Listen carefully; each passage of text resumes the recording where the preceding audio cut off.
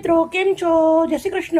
આજે આપણે બનાવવાનું છે બટર લસણિયા પાલક પનીર. સૌથી પહેલાં એક ગડ્ડી મેં પાલક લીધો હતો, સાફ કરી દીધું છે, સરસ ધોઈ નાખ્યો છે. 1 ગ્લાસ પાણી નાખું છું અને એક ઉકાળો લઈ લેશું. આપણા પાલકનો એક ઉકાળો લઈ લીધો છે. ઠંડા પાણીમાં નાખી અને પીસી રેડી કરી દઈશું. હવે આપણે એને પીસી અને રેડી કરી દઈશું. પાલક પીસી રેડી કરી દીધો છે. આપણે એક તવો લીધો છે. આપણે તેલ નાખું છું, 1 ચમચો. તેલને ગરમ થવા દઈશું. પનીર લીધું છે, નાના નાના ટુકડા કરી લીધા છે. પનીરને થોડું આપણે શેકી લેવાનું છે તેલના અંદર.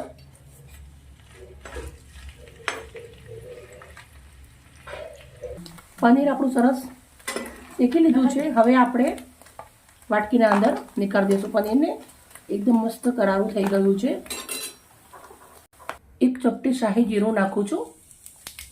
લાલ મરચાં નાખું છું, 2 થી 3 નંગ ટુકડા કરીને. 3 ગાંઠ ફોલેલું લસણ નાખું છું. લસણ થોડું લાલ થઈ જવા દેવાનું છે. લસણ લાલ થઈ ગયું છે. હવે આપણે 2 નંગ ડુંગળી ઝીણી સમારેલી નાખું છું. 4 નંગ લીલા મરચાં સમારેલા નાખું છું. બધું સરસ મજાનું સાતળી લેવાનું છે તેલના અંદર. ડુંગળી સરસ સંચળાવા આવી છે. હવે આપણે અંદર નાખી દેવા છે ઝીણા સમારેલા 2 નંગ ટામેટા, 1 ચમચી મીઠું, અડધી ચમચી હળદર.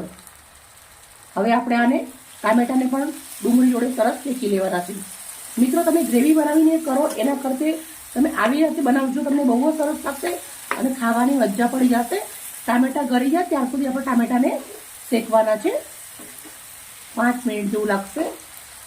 ઢક્કન રાખી દઈશું અને ધીમા તાપે તતડાવા દઈશું.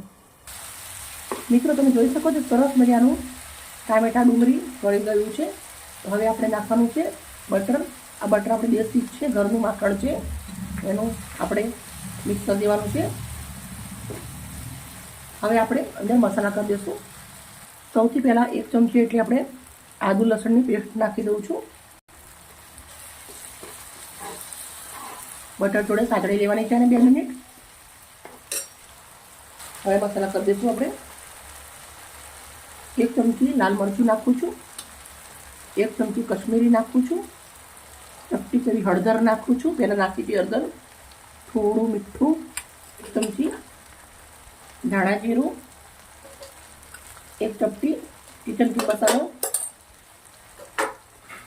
હવે આપણે આને મસાલા નાખ્યા પછી સરસ મજાનું 2 મિનિટ જેવું સાંતળી લેશું. સરસ મજાનું સાંતળાઈ અને રેડી થઈ ગયું છે. તો હવે આપણે અંદર નાખવાનું છે પીસેલો પાલક. થોડું પાણી નાખી દઈશું.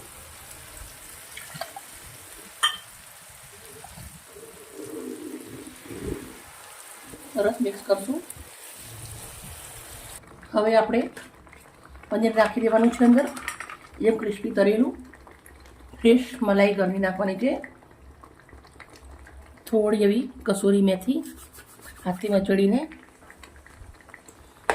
મિક્સ કરી દઈશું. સરસ ધીમા તાપે 3 મિનિટ પાકવા દઈશું. બહુ જ સરસ મજાનું આપણી શાક બની રેડી થઈ ગયું છે. લાસ્ટમાં નાખી દઉં છું લીલા દેશી દાણા, લીંબુનો રસ. ગેસને બંધ કરી દેવાનું છે. હવે આપણે એક પ્લેટના અંદર પાલક પનીર નીકાળી દઈશું. મિત્રો, લસણ બટર નાખીને બનાવ્યું છે. બહુ જ જોરદાર બન્યું છે.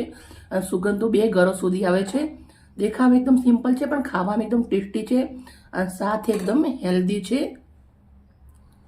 થોડુંક એવું આપણે જે મલાઈ હતી વાટકીના અંદર એ વધી છે એ નાખી દઉં છું સજાવવામાં. તમે જોઈ શકો છો બહુ સરસ દેખાય છે. મિત્રો, મારી વિડીયો, મારી મહેનત સારી લાગતી હોય તો પ્લીઝ એક રિક્વેસ્ટ કરું છું, મને એક લાઈક કરી દેજો. બાય. કાલે આવી નવી રેસીપી સાથે.